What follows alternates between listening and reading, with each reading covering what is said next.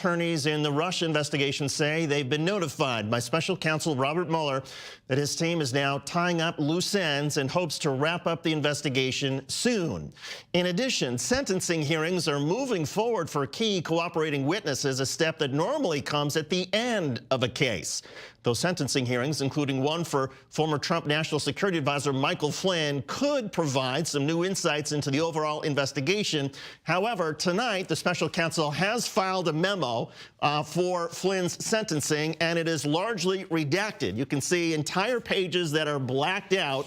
So all the information that a lot of us were hoping in terms of indications where special counsel Mueller might be going based on the cooperation with Michael Flynn, the former National Security Advisor, there's really not much there for us to learn. However, this document does indicate that Michael Flynn met with the special counsel's office 19 different times, and as a result of Flynn's cooperation on several criminal investigations, the special counsel is recommending that Flynn receive no jail time. Again, Michael Flynn's sentencing hearing is coming up in a few days. And as far as information from the special counsel, clearly he wants some of it not to be made public because he's redacting much of it. In the meantime, President Trump has generated controversy with a string of tweets about other figures in the Russia investigation. In one tweet, Mr. Trump slammed his former personal attorney Michael Cohen for pleading guilty to lying to Congress and asking for no prison time. Mr. Trump wrote, "You mean he can do all the terrible, unrelated to Trump things having to do with fraud, big loans, taxes, etc., and not serve a long prison term?" Mr. Trump's rant dragged into a second tweet, quote, "He lied for this outcome and should, in my opinion, serve a full and complete sentence." Mr. Trump's next tweet was dedicated to Roger Stone, a longtime Trump political advisor and potential witness in the Russia probe. The president wrote, "I will never testify against Trump." This statement was recently made by Roger Stone, essentially stating that he will not be forced by a rogue and out-of-control prosecutor to make up lies and stories about President Trump. Nice to know that some people still have guts. Has the President of the United States now engaged in witness tampering and obstruction of justice? Joining us now is Hamza, Democratic strategist and founder of the Pluralism Project, and Wendy Patrick, Republican strategist and attorney. Wendy, what do you make of these Trump tweets? Well, I'll tell you, proving witness tampering, David, is far more difficult than people believe. Trump is very publicly speaking his mind, and he's encouraging Roger Stone to tell the truth. There is no way you can spin a tweet that is basically saying, don't make anything up, just be truthful, which is what the president is basically claiming he's saying, into witness tampering. And I would say the same thing with the other tweets that he puts out there. Basically, speaking his mind, as we know he likes to do on Twitter, is not a back channel way of communicating to witnesses. If you say the right thing, you're going to get a pardon. Certainly not. That's a leap. I understand it's great talking points and it gets people riled up, but there is no way legally that that would qualify.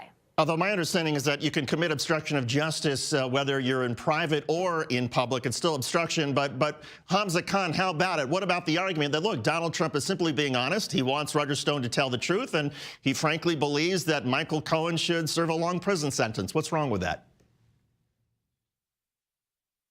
Well, there are a couple of things wrong with that. One is that he's undermining his own job. He's the president of the United States. His job is to be helping us protect the Constitution, uphold our values, and protect due process of law. He seems to be trying to impact due process of law by having Michael Cohen go to jail while Roger Stone lies to cover up his crimes and gets off scot-free. If you ask me, Donald Trump is doing everything wrong simply because he's trying to destroy the United States Constitution and everything America stands for. If the man cannot uphold the Constitution, let him do all of us a favor and resign tonight and get this over with, because America really doesn't need our rule of law undermined by a guy who can't do his job. Hamza, how about the argument, though, what his job is? How about the argument, though, that he's doing us a favor by being transparent about how he feels? I mean, look, whether it's against the law or not, we know very clearly where the president's positioning is on all of this. No, we absolutely do, and that's one of the things that actually is something. Well, Hamza, you first, and then Wendy, I'll let you respond. Hamza, you first. Okay.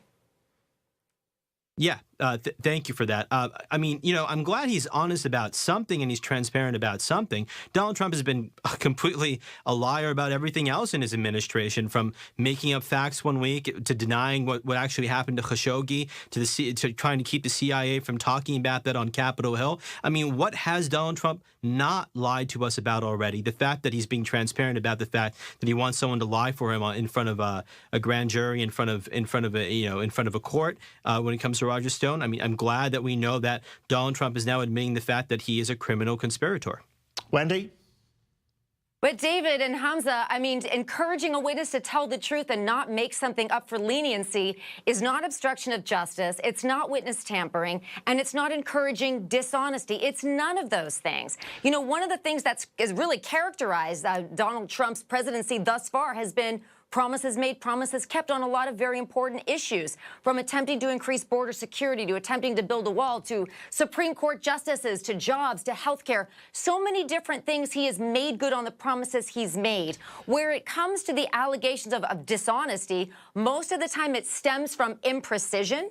It often stems from not being sufficiently briefed on many of the facts. Right, and but we all know that that he is the first one. I agree, Wendy. That's he's sometimes imprecise, but that's not the federal code's problem. I mean, the fact of the matter is, when Donald Trump, in the context of all of this, is saying publicly to the New York Post that he's leaving a pardon on the table for a man, his former campaign chairman, Paul Manafort, who is not cooperating now with the special counsel's office, and you put that in context with these tweets where he seems to be praising somebody else who's now taking the fifth in Roger Stone and slamming somebody else who is telling the truth to the special counsel, and Donald Trump wants him to have a long jail time. I mean, taken together doesn't paint a very nice picture of the president, does it?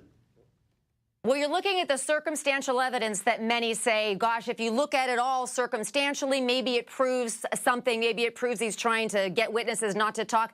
But we can't look at all of that and say, you know, it looks really bad. The optics are bad. And thus, we're going to jump to the conclusion that legally we can prove his intent. In other words, when he was putting out those tweets, all the tweets, let's take all of them that you've mentioned. Can we say, just by looking at those tweets, that that means his intention was to get witnesses to say a certain thing? He's allowed to pardon whomever he likes. What he can't do is misuse the pardon power. But we are a long way from proving that was his intention. And yet that's exactly what he proposes to do. That's exactly what he's proposing to do, Wendy, and you know that. You're quite aware of the fact that that's exactly what he intends to do. That's why he's talking about it now. By dangling this in front of the public, the tenor and tone of his argument, is that, look, you can lie for me, you can get away with whatever you want.